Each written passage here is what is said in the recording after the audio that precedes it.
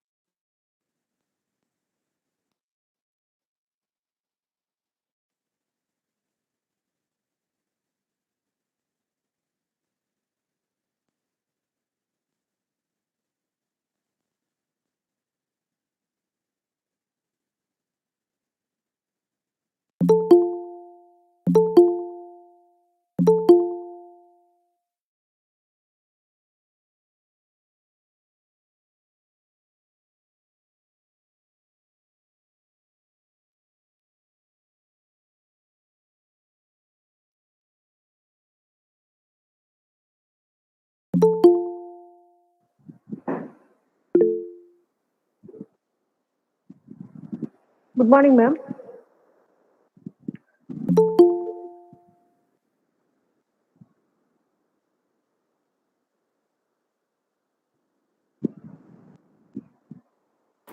Good morning. Yes, ma'am. Shall we wait a couple of minutes, 2 minutes, because Absolutely. participants are yet to join me. Sure. Yeah.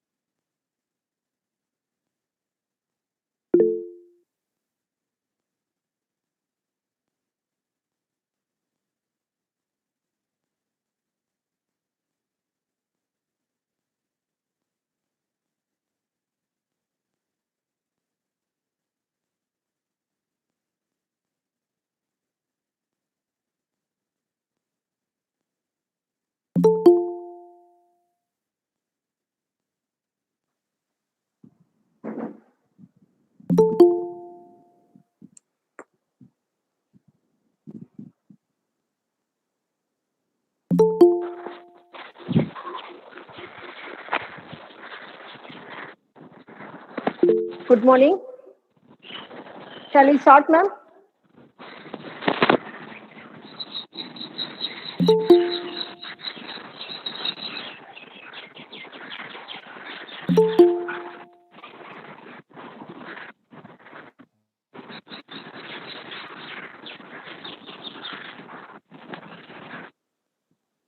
Shall we start, ma'am? Yes, absolutely. Yes. Good morning to one and all. All my dear faculty members, scientists, research scholars, students, and other eager participants. On behalf of Bharati Women's College, Youth Red Cross, greeting to you all. Today, 25th June 2021, as we proudly present one-day national level webinar on nutrition and diabetes. Nutrition plays a great role in our daily life. The food or liquids affect our body and health because each food or liquid contains particular nutrition which is very necessary to our physical and mental growth. A particular level of any particular nutrition is essential for our body. So we should know that what food we have to take, how much and what type of nutrition contain a particular food. Whenever we take any food or nourishing liquids, our body digests and absorbs the simple but essential minerals, vitamins, fats, proteins, carbohydrates, fats, and water from these food or nourishing liquids and converts it into the bloodstream and energy that help our body to grow and keep it healthy. The nutrition value is more important for any individual's health. The food or liquids, whenever we take it, affect our body and health as well both. So it is very important that we should be more aware of the foods or liquids, whatever we take it in our daily life. A large number of diseases occur only due to wrong diet.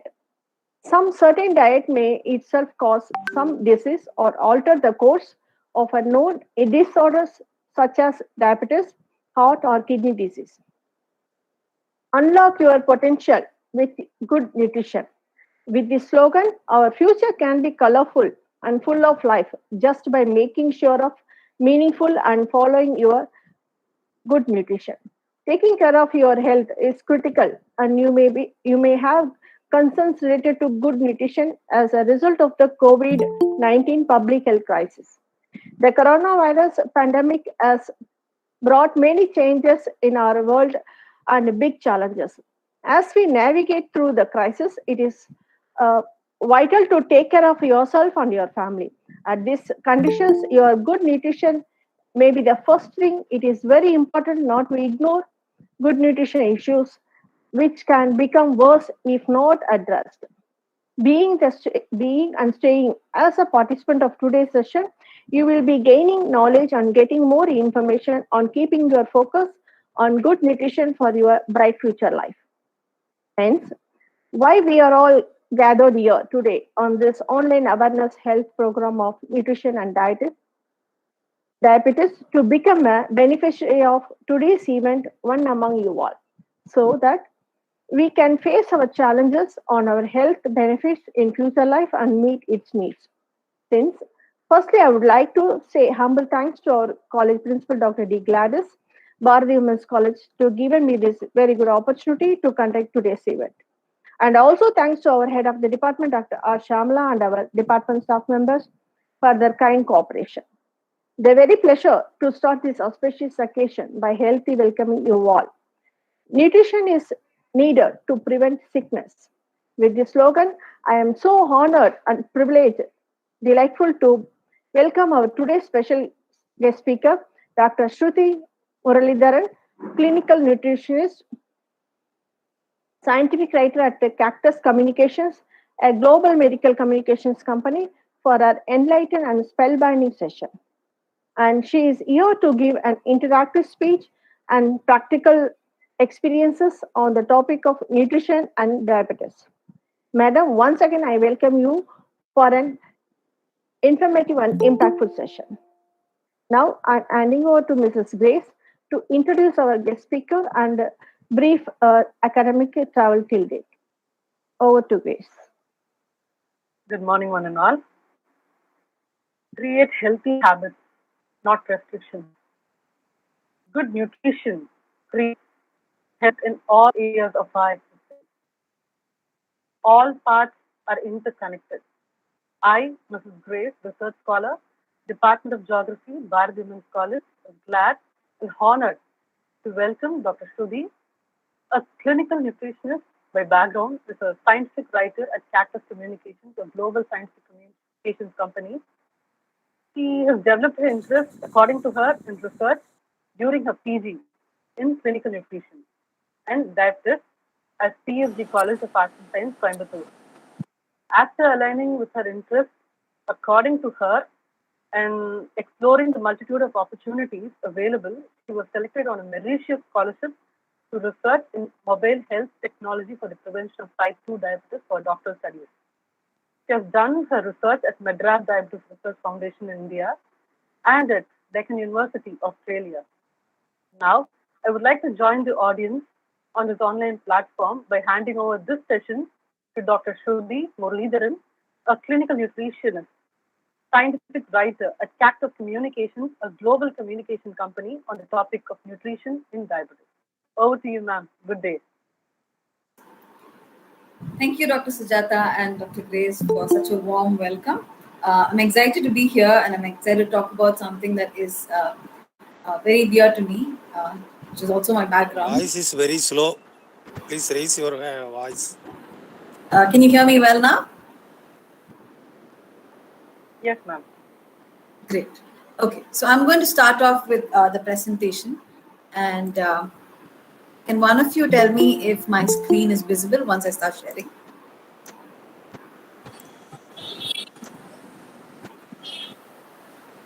Is my screen visible? Yes. Yes, ma'am. Great. Yes, ma'am. Okay. Let me start off with thanking Bharati Women's College, Dr. Sujata, Dr. Gladys, Dr. Grace, all of you all for having me here today. It is a very exciting topic and a very important topic to talk at this time and age, especially during the pandemic. So let me quickly introduce myself. Thank you, Dr. Grace, for that amazing introduction. I don't really have to add much here, but I would like to just add that my background is clinical nutrition and my research background is also specifically on type 2 diabetes. So, and currently I work with Cactus Communications as their scientific writer. Although I work in different fields of medicine, I write for different therapeutic areas. Diabetes will always be close to my heart. So the objective of today's webinar is to talk about the basics of what diabetes is, to understand from a layman's perspective, and to also do a deep dive into nutrition and how we can practically adapt nutrition into diabetes care. So I will also talk about people who are prone to diabetes, and I will talk about type 2 diabetes in itself. All right. Let's move on to what diabetes is, the basic definition for diabetes. So here we have a little bit of a story where we all know that our body is entirely made up of cells. So even if you take a small patch of your skin, there are so many cells that you can't see with your naked human eye. So similarly, there are different types of cells all over the body. So diabetes specifically focuses on the cells that take energy from your food, which is converted into glucose, and then it goes into your cell. So in order to for glucose to go into your cell, you need something called insulin. And now this insulin is the key that opens the door of the cell and allows glucose inside. So when glucose is not inside your cell, it doesn't convert to energy, which is why there's a lot of fatigue and tiredness when you have diabetes. All right, so this is the basic understanding of it, wherein there is either very less insulin produced by the body, which means the key to open and let the glucose into your cell and make it into energy is less, or the insulin that's produced in your body is not good enough. All right, so it's defective. So when your key is not functioning properly, you take a long time to open your door. So there's a lot of glucose that remains in your blood, which is why your blood sugar is high. All right, so that's the basic of what diabetes is. And we also have to touch base upon the different types of diabetes. There's basically three broad classifications, apart from the other clinical terms, which we will not get into today. So type 1 diabetes is the one that starts off at a very early age. It can happen when the baby is born. It can be identified during early childhood, can also be identified during teenage. So the thing here in type 1 diabetes, there is either no insulin in the body, that is the organ that produces insulin is called pancreas. So pancreas either does not produce insulin at all, or there is very less insulin for taking the glucose into the cells. So when you have absolutely no insulin as an adult, we've been through life, we know how our energy levels are and stuff. But children are very, very active people. They like to play a lot. They want to spend a lot of energy. So in that sense, when they don't have that much energy, it affects them in different ways. And the management of type 1 diabetes is on a major scale, it is clinical. Nutrition also has an important play in it, but nutrition works hand in hand. For example, the nutritionist works hand in hand with the doctor to treat type 1 diabetes patients. Now, the other type is gestational diabetes. Gestational diabetes is specifically a type of diabetes that occurs in pregnant women during their course of pregnancy, which can lead to a few complications, but there's enough research around it to understand how to treat and how to manage it. So the awareness level of gestational diabetes has increased quite a bit. So the topic for today is the talk for today is going to revolve around type 2 diabetes. So an important thing here is that type 2 diabetes is highly prevalent. So based on research that's already done, the evidence says that of 100% of diabetes cases that have been identified, 90% are type 2 diabetes. An important thing to understand also here is that diabetes is a non-communicable disease, so which it does not spread from human to human, but it is induced due to lifestyle habits. It can be genetic modifications, or it can just be because of stress. Right? There are a multitude of reasons. So researchers keep finding newer and newer mechanisms of how it occurs. Earlier, the cutoff for people who get diagnosed with diabetes used to be 35, 40, and 45. These were the ages where they used to be really careful about it. But over time, the lifestyle has changed so much and so rapidly that the starting age is 20. So it is important to start lifestyle modifications as early as when you're a teenage. So the good news here, however, is that this is completely preventable. And even if you get type 2 diabetes, there is enough and more research around it to manage it really well and bring it under control. So we'll go into the points of how preventable it is in the next few slides. If there are any questions that you have during the entire presentation, I would request you to keep it for the end, and we'll discuss it through the Q&A session. So here, I want to introduce this particular term called pre-diabetes. So this is something that has become more and more important than diabetes over the last few years, because of the fact that this is a starter before you get diabetes. So what pre-diabetes is essentially is the higher than normal blood sugar that after a meal or before a meal. So when you say a cutoff, a typical cutoff is 99. You have less than 99 to 120 becomes pre-diabetes. Above 120 it becomes diabetes. Typically that's how it is, right? So if you have slightly higher than normal, then you're called a pre-diabetic. The problem with pre-diabetes is that you'll have to increasingly start becoming more careful about your lifestyle and check your sugars frequently, because the chances of developing diabetes is much earlier than the normoglycemic, the people who have normal sugars in their blood. The best news again here is that it is completely reversible if detected early.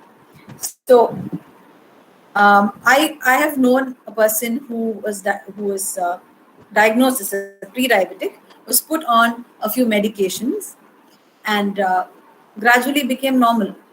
However, it is important to understand that not always pre-diabetes is treated with medicines. It can simply be taken care of with lifestyle modification. I know I've been mentioning the term lifestyle modification quite a bit here, but when we get into the actual scene of what it is, we'll understand that better. Finally, treatment for diabetes. It's usually a combination of lifestyle, medicines, insulin, and long-term care. However, this happens in the order that's given in the slide. So we start off with modifying our lifestyle. We take care of our nutrition, our mental health, our emotional well-being, our physical activity levels, all of that. And then if that doesn't work, we go into medicines. And if medicines are not helping, we take medicines with insulin. And then we keep monitoring. And if the diabetes keeps increasing over the years, we'll have to switch to long-term care to prevent complications. But please understand that long-term care is far away if the first step is adhered to. In this session, we will be focusing on lifestyle. So before I get into lifestyle modification and what can be done, we need to understand who exactly is at risk for diabetes. So people, when there's a lack of exercise, when there is a lot of unhealthy eating, when there's a family history, and when you're overweight, your chances of getting diabetes is high.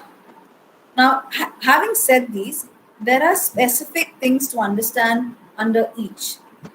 There is a scorecard called the Indian Diabetes Risk Scorecard that was devised by the Madras Diabetes Research Foundation, Dr. Mohan and his team. And here, they specifically speak about, when you say overweight, we are not talking about any person who looks plus size is probably diabetic, because that is an uninformed thought that you're developing. So if you have an abdominal obesity where the waist circumference for a male is less than 90 and a female less than 80, that is ideal, and you're at a very minimal risk for diabetes. However, if the waist circumference for women is between 80 and 89, and for males it's between 90 and 99, the risk slightly increases. And if it goes beyond 90 for females and 100 centimeters for men, then there is a substantial risk. There's a really good risk of developing diabetes. Similarly, it's not just abdominal obesity that we're looking at.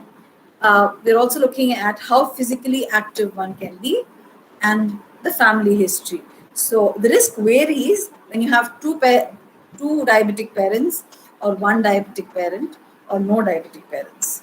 All right. So one thing to keep in mind is all these are modifiable risk factors except age, of course. We cannot go back in age. But these three things are modifiable and something that we can take into our own control. Also, a very small proportion is genetic. So when I say that family history is a good indication of developing diabetes, I mean that the contribution of family history being a risk. Sorry? All right, I'm continuing. So the contribution from family history is fairly less compared to the rest. So before I move on, this is something that you can Google and you can find out your risk status. You can see if you're at a low risk. If you feel like you're at a high risk, at a medium risk, this is when you need to start taking action. but I would urge anyone to start taking action if you know that if you have a family history, even though it's a small component, because it's better to be safe than sorry always. All right, so lifestyle modification, the term that I've been using quite a bit in the first few slides. So lifestyle modification has three arms. One is nutrition, physical activity, and emotional well-being. None of these will work alone. So you can't say, I'm giving you an example now. Say you're doing a lot of physical activity, you've been following a certain regime, and you've been doing it every day, but your nutrition is not tailored, is not something that you're not been eating clean, let's just say that. So you have a goal that says, I want to lose weight, but you're not losing weight. You're working out, but you're not losing weight. So if you don't complement physical activity with nutrition, you may not end up getting the desired results. Similarly, you may not be able to get the desired results even if your emotional well-being is not balanced. A disclaimer here is that nutrition is not a one-size-fits-all. For each person, nutrition works differently, and that's very important to recognize. So when we tell when we see patients with diabetes, we understand that we can't give one sample diet to every diabetic patient. So we talk about the principles of nutrition and how you can modify it. I'm also keeping in mind here that we are all living in a pandemic. We are all living in a very stressful time where there's limited resources. So my talk going forward will focus on how you can sustain and how you can use practical ways to basically eat clean and follow the other lifestyle modifications that were mentioned here. All right, a few basics here. The first question is always, what do we eat? Here, I would like to emphasize that I'm speaking for people who do not have diabetes and people who may have diabetes. All right, so I will specifically speak about people who may have diabetes as I go through this. The food pyramid is the basic science of nutrition. So the inherent appearance of a food pyramid, or a pyramid rather, is that less on top, broad at the bottom, right? So anything that's placed on top is to be had at a less amount and less frequency, and what's below can be had adequately. So there is no term in nutrition where we say eat as much as you want, because everything you eat has its own implications, right? You can't have a lot of fruits, you can't have very little fruits. There's always this term called liberal, where you can fill your stomach, but you can't eat more than a limit, right? So let me start with the terms of the frequent terms that we use. That is, the first term is adequate. So when we say adequate, it means enough. So I'll give you an example here. So we say eat adequate rice. We don't say eat 2 cups of rice. We say eat as much as your tummy is filled. But we say liberal vegetables, except root vegetables, of course. So you can have a plate with a lot of vegetables, with 3/4 vegetables, and you can have a little rice. But the key here is, to hit adequate rice, you need to finish all of the vegetables first. So if you try and do that, you may be able to limit your rice intake. All right? And moderate and sparingly. So when I say moderate, I'm talking about the use of oils, fats, which means vanaspati ghee and butter and all of that, meat, chicken, eggs, fish. So an important thing here is, there is nothing that you should not eat. There is no specific food that you should completely avoid. But here again, this is for people who have not been diagnosed with diabetes and who are at a lesser risk for diabetes. People who are at a risk for diabetes, anything that's allowed for individuals without diabetes, we say this much is allowed. We just push the hand a little bit lesser and we have so much. All right. So we will come to the section where we talk about the common myths around diabetes, about what can be had, especially in nutrition. Finally, what can be had sparingly are heavily processed foods. So when I say heavily processed, it's anything that comes in a packet, anything that has for example, chips, junk food that we buy from outside. Again, please note that I'm not saying do not ever have it. It's about eating sparingly, and it's about portioning what you eat really well. Having alcohol and smoking tobacco, this is a controversial topic. There are studies that say both sides, but the common understanding is that once you're diagnosed with diabetes, it's important to abstain from it because it only adds to further risks. If you've not been diagnosed with diabetes as yet, it is a personal preference that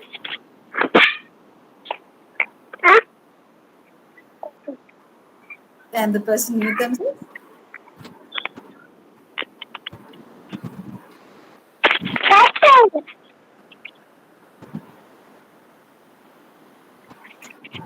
All right.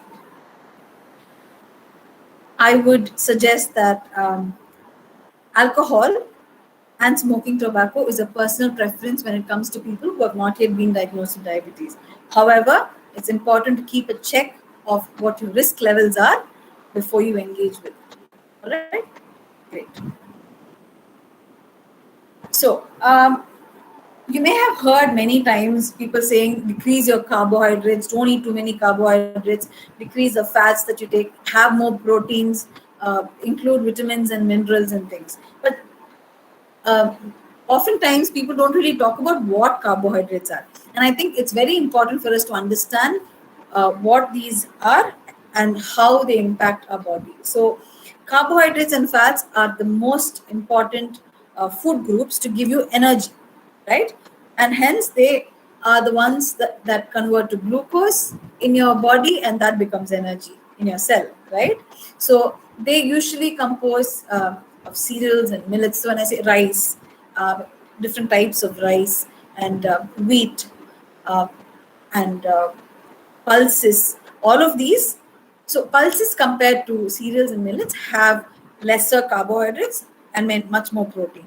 So the other components of carbohydrates and fats are vegetable oils, ghee and butter, nuts and oil seeds, and sugars. So the controversial topic of sugars being the cause for diabetes is something that we really need to address. So sugar does not directly cause diabetes.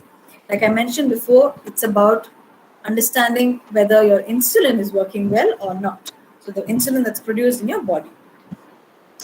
A person who takes sugar daily, 3 times a day, I'm talking about white sugar, plain white sugar, and eats sweets and everything, may not develop diabetes. It could be because they have a decreased family history or they have an excellent lifestyle. It could be because of that.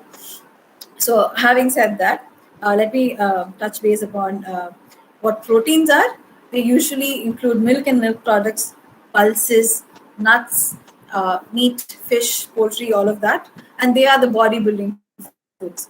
As important as energy is, bodybuilding foods are also important. And they give you a lot of vitamins, B complex vitamins specifically, and the essential kinds. And finally, your vegetables, fruits, eggs, organ meats, all of that are protective foods. They increase your immunity. That's why they keep saying take vitamin C rich food. They take calcium rich foods for bones and all of that. All right. So how do you eat? We spoke about what we can have. We spoke about the basics of all of that.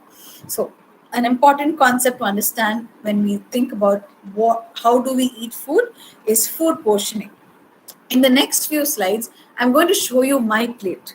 So I want you also to remember that these were taken during it's still the pandemic now, but in the peak of the pandemic, when none of us could go out anywhere, when it was very difficult to procure.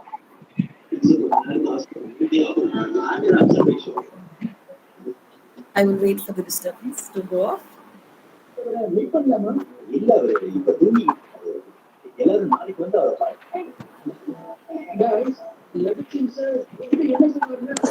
Sir, Jagannathan, sir.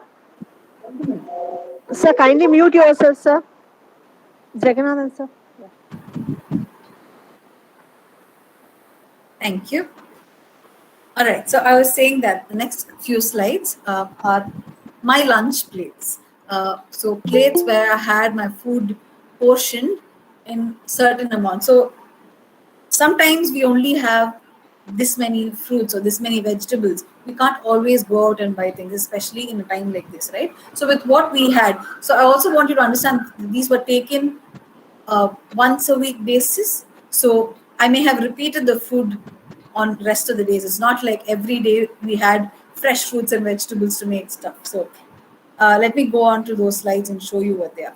So this is one of the of my lunch plates where we had avial for lunch and kirei. So how I portioned my plate was to include enough green leafy vegetables, a little bit of calcium in the form of the curd in the avial, and rice. So now here, the advantage that vegetables and green leafy vegetables specifically have is they have a very good amount of fiber.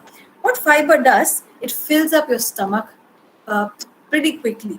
So when you have your vegetables first, your tummy is already filled and you feel satiated. You feel like you're full. So you can't really eat more than a little bit of rice. So this portion of rice is one small bowl that is displayed here. So if you finish your avial first and then you go on to eating your kirei and rice together, you can't really take another helping sometimes. But even if you feel like taking, remember to wait before your next serving. That's how we stick with portion sizes, right? I know we have a lot of these equipments where you can portion your food, you can measure your raw ingredients and cook according to what actually you're supposed to eat and stuff. But we also have to look at the practical difficulties that all of us have in terms of procuring what we need before actually cooking it. So another example is when we had dal at home. We made a curry with yellow pumpkin. And so here there was yam. We shallow fried it. But like I mentioned, we are trying to limit the consumption of root vegetables. So I do not want to have a lot of the root vegetable because it is definitely a high risk factor here. So I increased my rice slightly, decreased my consumption of the yam quite a bit, and I increased the portion of the gravy. So this is something that helps in controlling your intake. So another challenge here is sometimes you might just have two of those. What do? Add a dairy component. That's something that you can do. Or add rasam. These are things that will fill up your stomach. A lot of fluids fill up. So I'm never going to tell you that have a lot of water and then eat your food. That's not something that is advisable because water does not have calories and it fills your stomach on a very temporary basis, right? Another example is this. This is a filled plate. All right. So that day we had made these things and we also had this powder that was made with curry leaves and dal. So we had that with rice. So you see the quantity of rice there is very less because I already filled my plate with a lot of vegetables and pulses. And I think this is the last picture in this series. So here again, there was a loaded plate, quite a lot of vegetables there. So I tried focusing on getting enough of the vegetables and pulses, proteins, and then a little bit of rice. So these are just examples of how you can portion your plate. You can make it however you want to. These are just for pictorial representation that I actually decorated it and made a certain color scheme to it, gave a color scheme to it and all of that. But it's completely up to you. All right. So one of the things that I always find interesting is how we measure food. The Indian measuring system, I'd like to call it. When we cook food, we don't measure it with spoon most of the time, except masalas, powders, and stuff. For example, salt. How do we take salt most of the time? We just take it with our hand, we put it in the food. And oil. Very rarely do I see, I might be wrong, very rarely do I see people actually measuring oil with a spoon or a ladle, which is very important. So when you have a bottle of oil and you just pour it in, you don't know how much you're taking. So we will talk about oil specifically at the end of the call, because measuring oil is a challenge. And choosing oil to be the source of flavor versus the source of nutrients is always a very difficult thing to balance. So here I'd like to show you something that we nutritionists follow when we talk about portioning or using food. So for one person, if you take your hand, this much protein would do. This many vegetables, but you can take more when you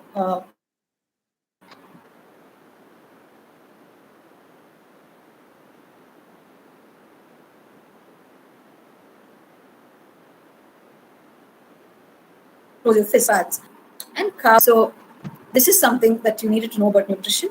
We will talk more about it at the end, but I'm also going to focus on physical activity and why it is important to think activity in a certain way. You can do any sort of physical activity.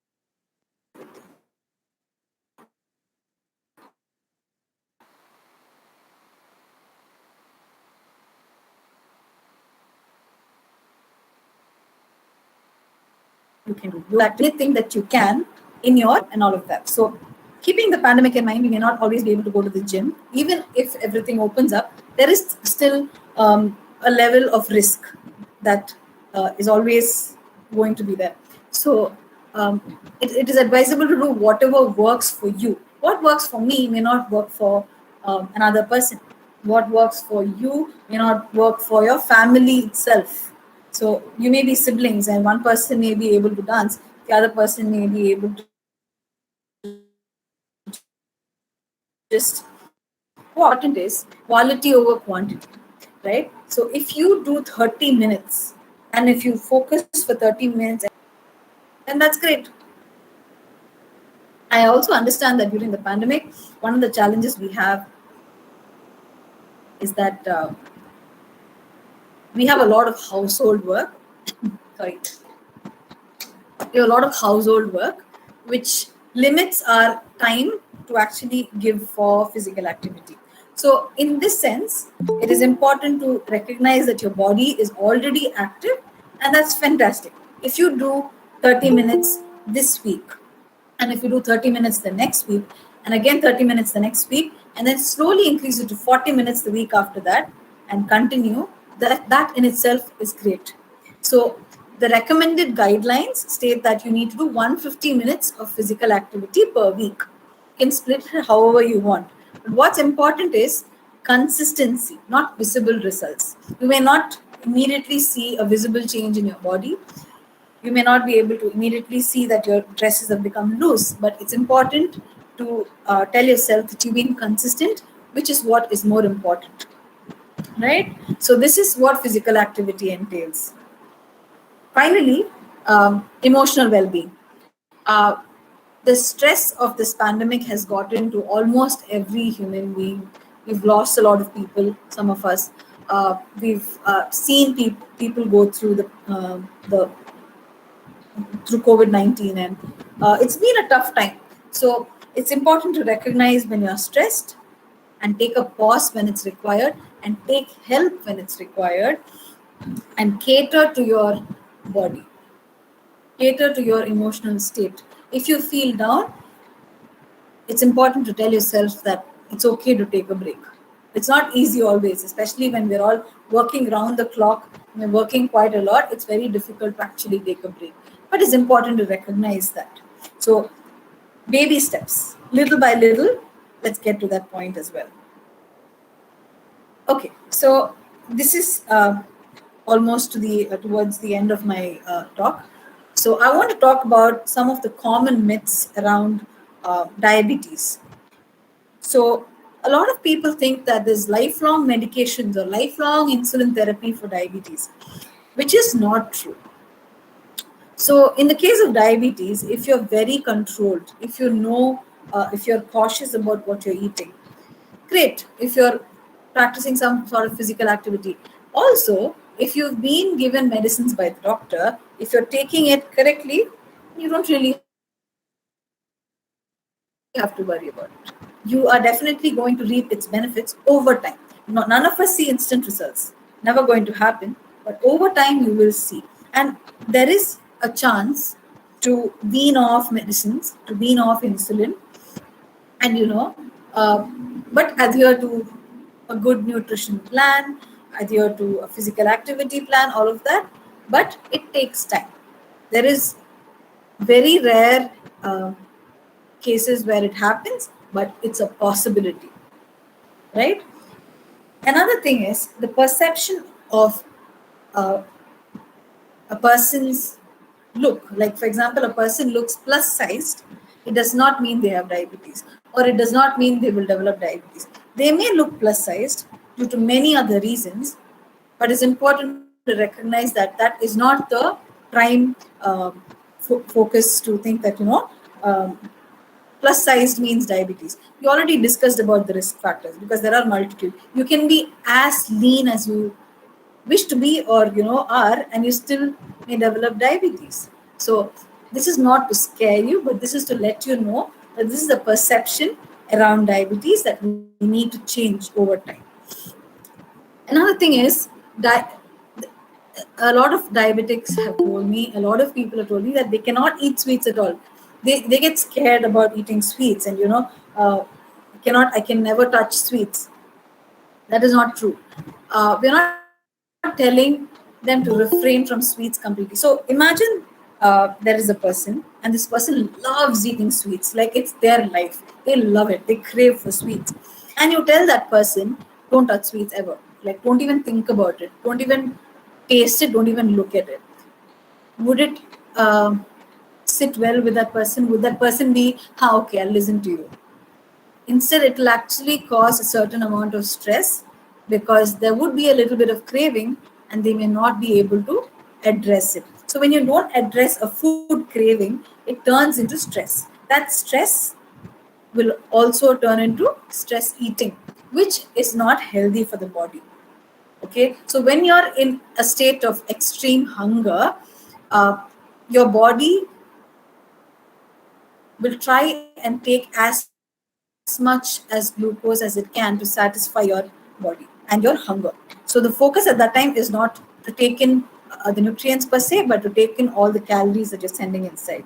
It's very important to recognize this. So instead of saying do not eat sweets, or never touch these things, it's important to use the language uh, differently, saying avoid sweets. By saying avoid sweets, I'm not saying that don't ever eat sweets. If you crave for sweets sometime, take a small bite. But remember, again, this is not for individuals with uncontrolled diabetes on insulin. This is for individuals who are at their starting stage. So a test that they do to identify if your diabetes is really bad or not is the HbA1c test. It's called the glycosylated hemoglobin test. So here, they check how your last 3 months of sugar levels have been, and this is indicated by a number, usually with a decimal, right? So if you have a HbA1c level of less than 5.5, fantastic, great, nothing to worry about, but still be cautious about your lifestyle.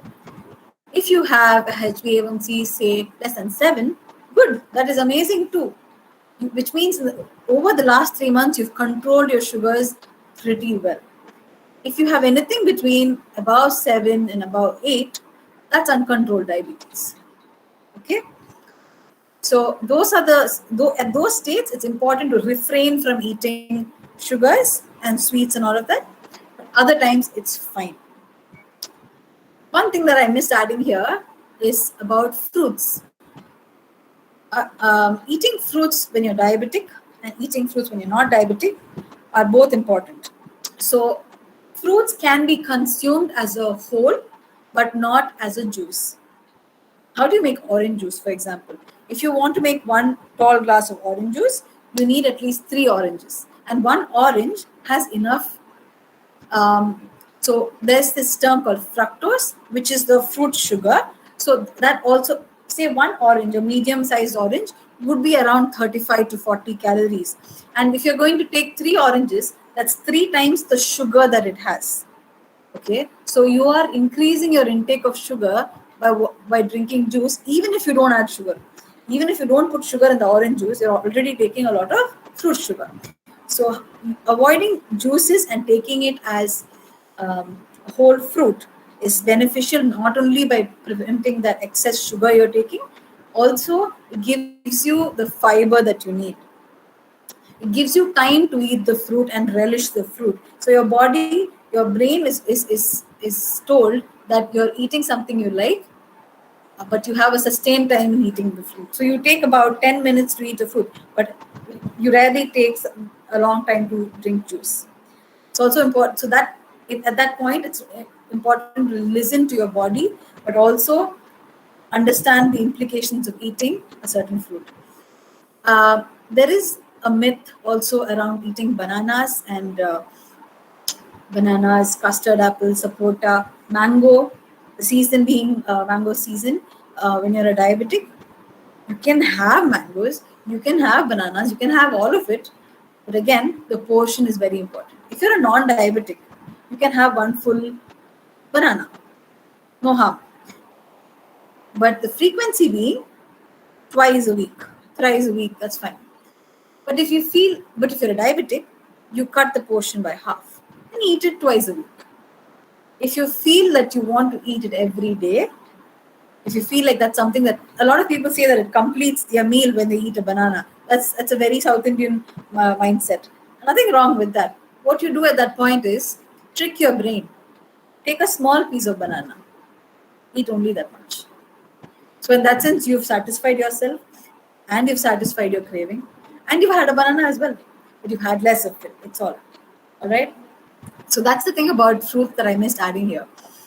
Another common misconception is about using oils and fats. So vanaspati is definitely a big no, because of how much of saturated fat it contains. So when I say saturated, I mean that the body cannot break down that fat easily. So that deposits that stays in your body, that gets converted into higher blood sugar, which we do not require, right? What you can do to have a good cholesterol profile. So when you have diabetes, you just don't have high blood sugar. You may also have high blood pressure. You may also have a high cholesterol level and a few other conditions. But these are two important things that the doctors usually treat for people with diabetes. This is for diabetics and non-diabetics. What you do is use 2 types of oil at one time, but not mix the oil. So the thought about mixing the oil is that people think it's about mixing 2 types of oil in your diet. That is not something that's advisable. What you do is you have, for example, you have normal sunflower oil and you have, for example, rice bran oil or any other type, groundnut oil. You have these two there. So you're using these 2 oils this month. The next month, you take out one type and add a new type, right? And then you start using that for your diet. So while using oils, I remember speaking about how we just pour it uh,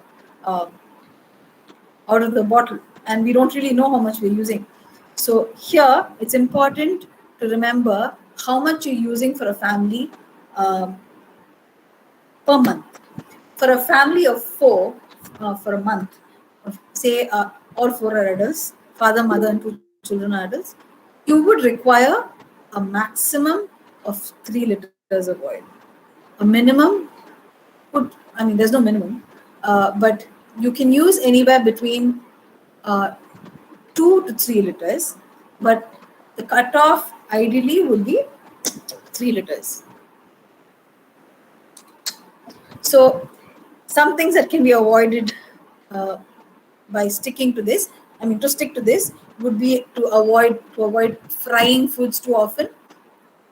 And also, even if you fry something and have, that's okay, because you're going to think about portioning your food hereafter. It's important to remember not to reuse your oils more than twice. Because if you keep reusing the oil, there is a certain level of trans fats, we call it trans fats, which is harmful for your body over a long period of time. You may not immediately fall sick or have an issue, but it's not helpful for your body. All right. That is why we say avoid frying foods, because once you fry food, for example, you're making puri, you need a lot of oil, and then that oil you can't just throw it off. You think about how can you throw so much oil. So to prevent that, make chapatis. I know puri is amazing, but remember not to reuse the oil more than a few times. One way to reuse the oil would be when you probably make dosas, or when you want to shallow fry things, you use the same oil, but again, not more than twice. Another thing is that chapati is better than rice. A lot of people think that if they substitute rice with chapati, then great. So that's a misconception. So chapati and rice are equal. A cup of rice, a small cup of rice, is equal to 2 to 3 chapatis. Also because chapati sizes vary by household, and also varies by the between the times you make it. Like this night I make chapati and tomorrow I make chapati. The sizes may vary. It's not really the same. And chapati is what? Wheat flour. So wheat and rice, if we take the raw materials and see, they are the same things, except that the nutrients may differ slightly. The carbohydrate load is essentially the same there. And finally, about coconut. Raw coconut is great.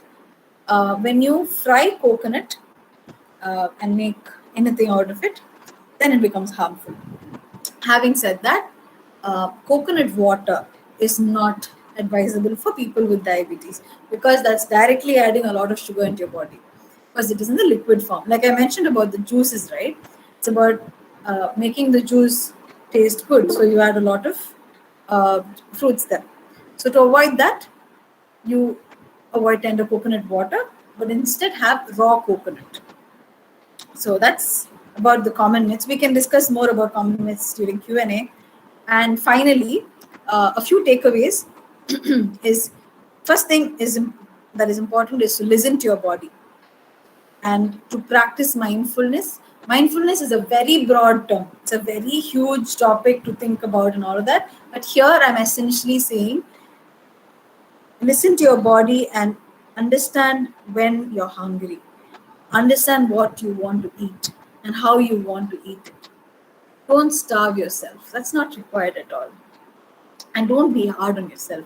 The times that we're living in are very, very, very stressful. So it's very important to be kind to yourself and understand that you're only human. So it's okay to slip up once in a while. But important to compensate the next time. All right? And consistency is more important than actually achieving something and getting a goal, instant goal. If you do something consistently over time, it may not happen immediately. Over time, you're definitely going to reap the benefits.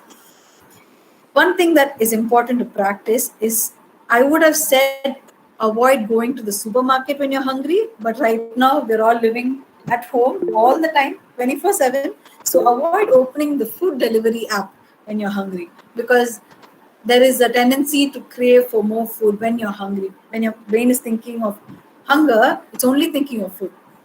So one point that I always like talking about is the celebration, how we celebrate and how we gift. Opt for healthy gifts. Instead, when you visit someone's house in the future, not now, or when you send a gift online, think about things that, this is only alternatives to sweets. Think about fruits. Think about healthy gifting options that you can give. There are multitudes. There are so many things online. I know I'm not talking about never having a birthday cake. I'm talking about thinking about alternatives to gifts. All right. And finally, one last thing is about tracking what you eat and tracking your movement. If you have the means to do it, if you have a phone, where you can track your steps as small as using the Google Fit app. It's very easy to use the app. So if you can carry your phone with you all the time and see how many steps you're walking in a day, and try increasing it from, say you walk 2,000 steps today. Next week you walk 2,500 steps, and then go on, increase it. And then you get motivated because you're seeing your own improvement on the app. This is not a mandatory thing, but this is something that's proven to help because you see how you've been tracking and how consistent you've been. So that ends my talk for today. And I would like to thank Bharati Women's College for this amazing opportunity. And I'm happy to take questions now.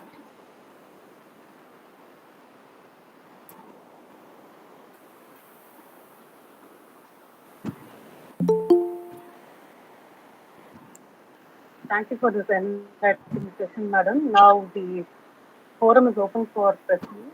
If anyone have any doubts, please put a question towards ma'am. Ready now?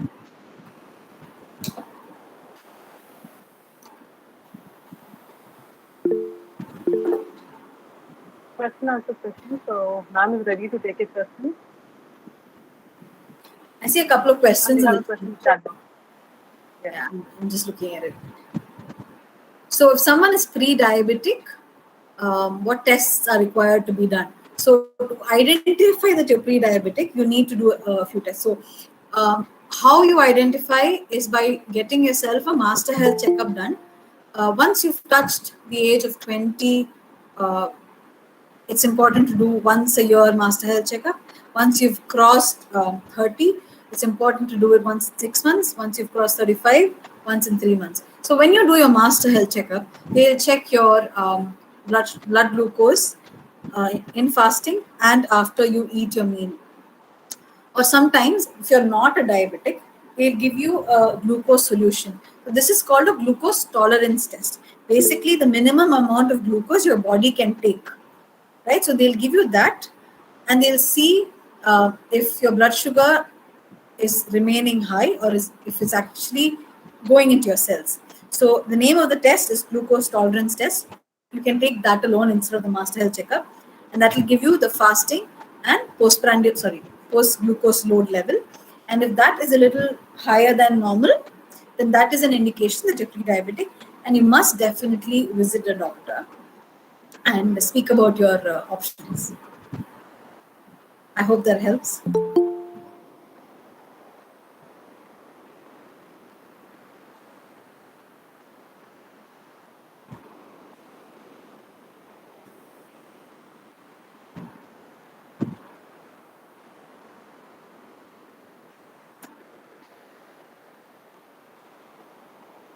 So I see a couple of questions about email ID.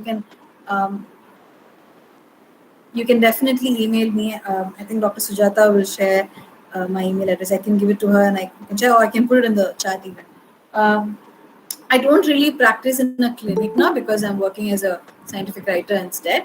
But I do speak about nutrition, and I'm happy to help. Excuse me, ma'am. There is a question for me. Yeah.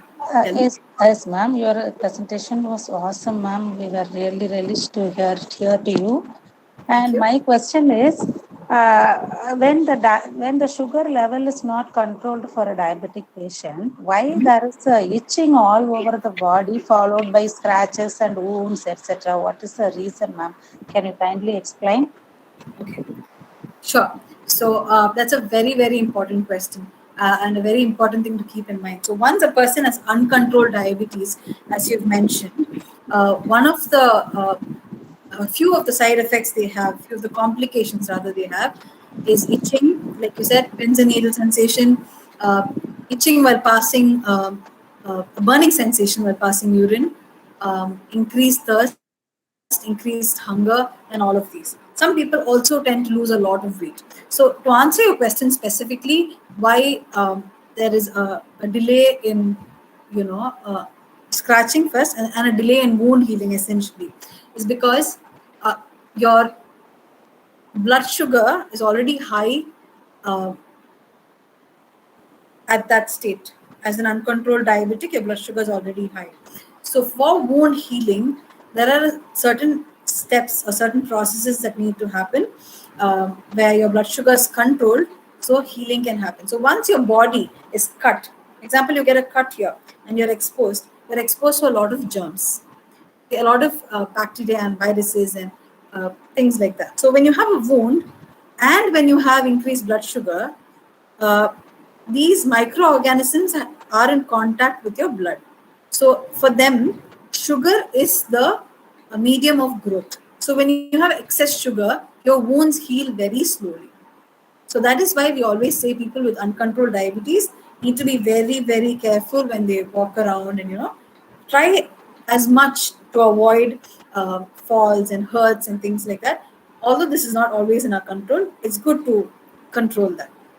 And that is essentially why you control your diabetes as well. Does that answer your question? Yes, ma'am. Thank you very much, ma'am. Very nice answer. No worries.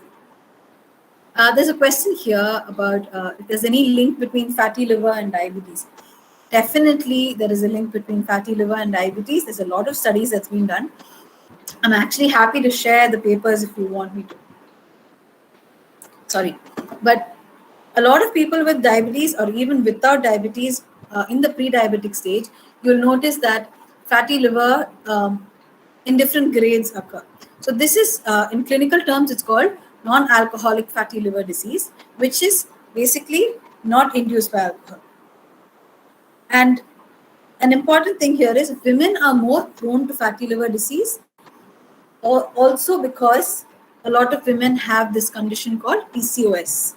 So PCOS directly puts you at a risk for fatty liver disease. Fatty liver disease puts you at a risk for diabetes. So these are things to keep in mind. So when you know that you have fatty liver disease, it's important to address that. So when you address to that, you're talking about consuming as less of fatty foods, as less as of carbohydrates. Basically, trying to avoid straining your liver. So your liver strains when you add a lot of carbohydrates and foods with saturated fats. All right, so those are things that you need to focus on when you want to cater to fatty liver. Thank you very much for all your nice messages. Irritation in the toes. So that's typically called pins and needle sensation. That is a condition called peripheral neuropathy. So that is definitely a symptom of diabetes, but only if you've been diagnosed by diabetes. So it can also predispose to other condition. It may not directly be diabetes, but if you get pins and needles, the irritation in the toes basically, is important to see a doctor. You definitely will need to see a diabetologist, but I wouldn't worry immediately. It's just, it's something that you've been, your body has told you to give it some attention. That's all. Recently, I was diagnosed with high TGL, 5.6 HbA1c, high BP, but workouts. That's amazing. It's really good that your Dr. Banu, that your BP and your weight has come down, which is fantastic. It's always a challenge to get weight down or BP down most of the times. It's great that you're taking a lot of vegetables, fruits, milk and milk products. The question here would be, are you happy with avoiding rice? Are you able to avoid rice and be okay with it? If you're able to sustain without it, great. But it would be important to not abstain from something that you like to eat. So if you're able to sustain, if your body is happy, if you're not stressed about food, then great. You're doing amazing. Congratulations on that. High sugar levels eventually over time. So when I spoke about long-term care, right? So your eyes, kidney, and your extremities, mostly your feet, your nerve endings are the ones that are mostly affected. So uncontrolled diabetes for a long period of time will affect your vision, will give you glaucoma. So basically, buildup of sugar around your retina. So this is something that's important to focus if you have uncontrolled diabetes.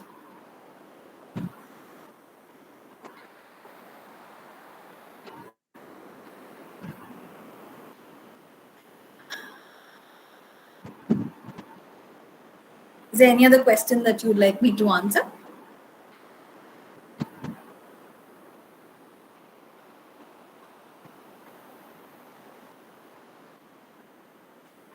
I'll jot down my email ID here. So if there's anyone who wants to ask me anything on email, please feel free to. I may take a couple of days to respond, but I will definitely respond to all of your emails if I receive any.